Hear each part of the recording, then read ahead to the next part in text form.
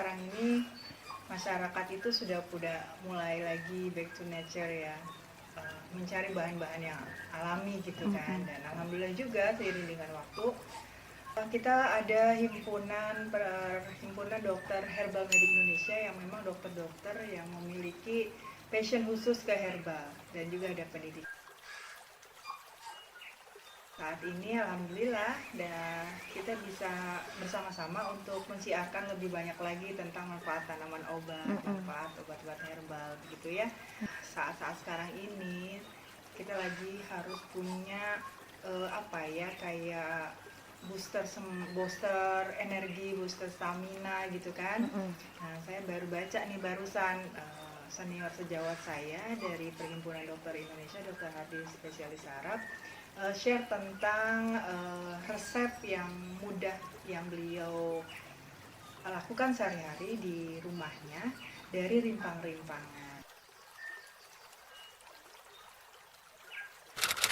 Nah, sebenarnya ada di dapur Anda semuanya. Yang pertama ada sereh, ya, ada sereh yang segar, kebetulan ini baru dipanen. Boleh dihitung sekitar 5-6 batang, ya.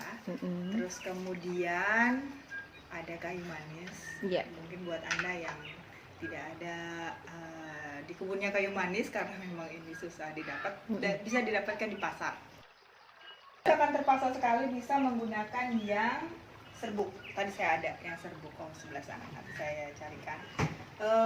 Tapi kalau misalkan ada, lebih bagus yang batang.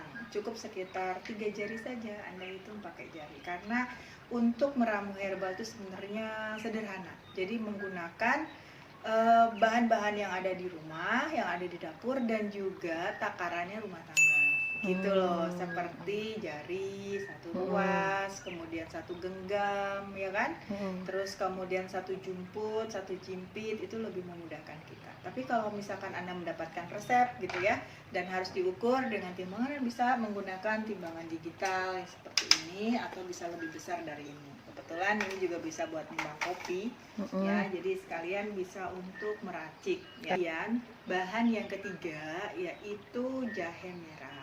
Jahe merah ini manfaatnya Masya Allah luar biasa. Nanti saya cantumkan ya jurnal-jurnal penelitian terkait. Jahe memang ada banyak ya, ada jahe emprit, ada jahe merah, tergantung diperlukannya untuk apa. Biasanya untuk yang memerlukan rasa yang lebih pedas, itu jahe merah lebih berasa gitu loh. Jadi tergantung kegunaannya. Terus kemudian jahe merah lebih ke arah stamina juga gitu ya. Biasanya saya untuk minuman-minuman stamina rekomendasikan jahe merah. Tapi untuk sekadar mempertahankan kesehatan gitu ya, menjaga dari sakit dan penyakit, itu saya biasanya menggunakan jahe biasa atau jahe emprit juga tidak apa-apa gitu ya. Yang penting ada di rumah. Pasti ada lah ya di dapur ya.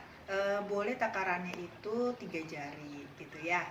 Yang misalkan sekitaran inilah 3 rimpang boleh, cuman ini kebetulan kunyitnya kita dapatkan yang besar gitu, jadi jarinya seperti jari telunjuk ya. Padahal maksudnya jari jempol, padahal ya jari telunjuk aja udah cukup. Terus kemudian pakai temulawak. Nah ini dia temulawaknya 1 rimpang aja sebenarnya cukup. Nah, kebetulan ini rimpangnya besar sekali ya, super.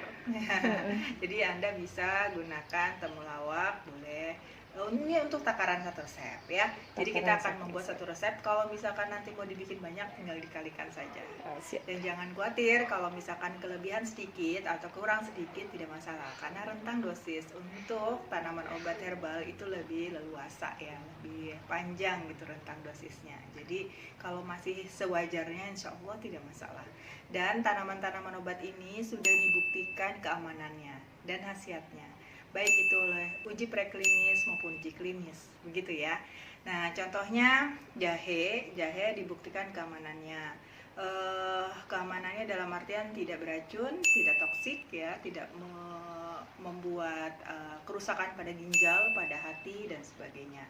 Juga aman kalau misalkan wanita pada trimester awal misalkan ada rasa mual-mual, ngidam gitu ya, dan ingin muntah terus. Nah, si jahe ini juga berkhasiat untuk mengurangi mual pada wanita hamil. Pada jahe, pada kunyit itu memiliki kandungan yang luar biasa. Di antaranya ada anti-inflamasi atau anti radangnya. Dimana kalau kita mengalami sakit ya, itu biasanya peradangan terlebih dahulu terjadi prosesnya. Nah, mengapa ketika orang minum jahe lebih enakan, lebih seger ya, dan juga kunyit juga karena memiliki anti radang atau anti inflamasi.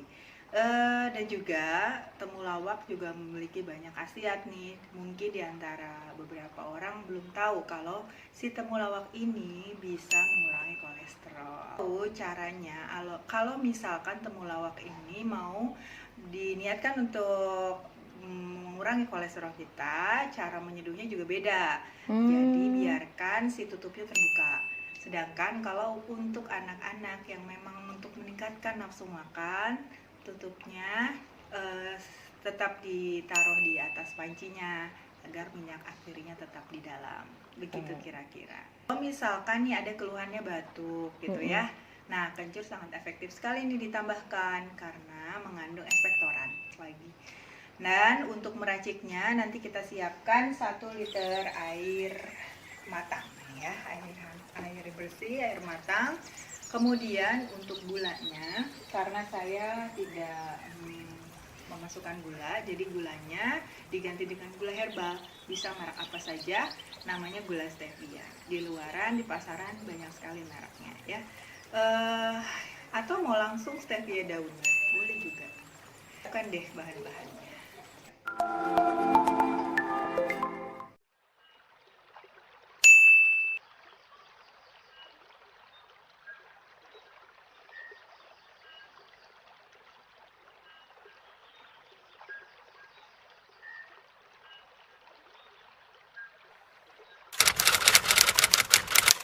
Ini cukup digeprek saja biar nanti kandungan-kandungan setelah dilarutkan ke dalam air yang mendidih sudah sampai ada gelembung-gelembung seperti ini, nanti sudah mau mendidih, kita masuk keluar, tetapi baca obatnya ya.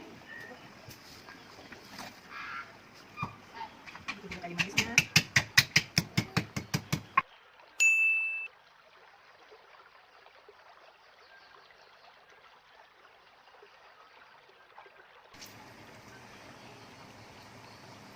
Dan kemudian ditutup.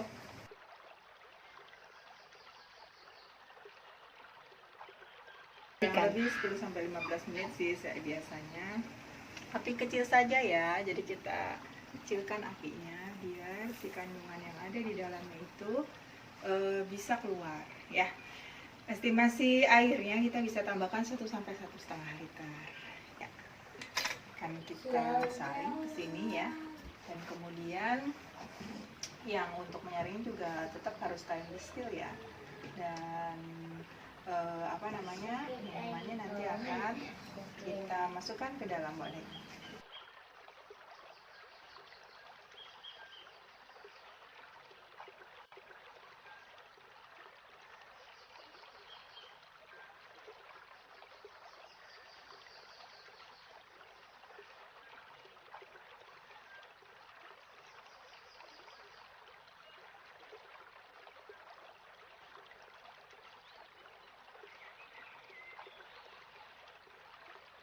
Hari ini mudah-mudahan dengan resep ini membuat masyarakat Indonesia semakin sehat dengan resep tanaman obat yang ada dari rumah. Terima kasih. Sekian dari saya Dr. Yanti Maharani dari bagian pengabdian masyarakat Perhimpunan Dokter Herbal Medik Indonesia. Senang bisa berbagi dengan Anda. Salam herbal.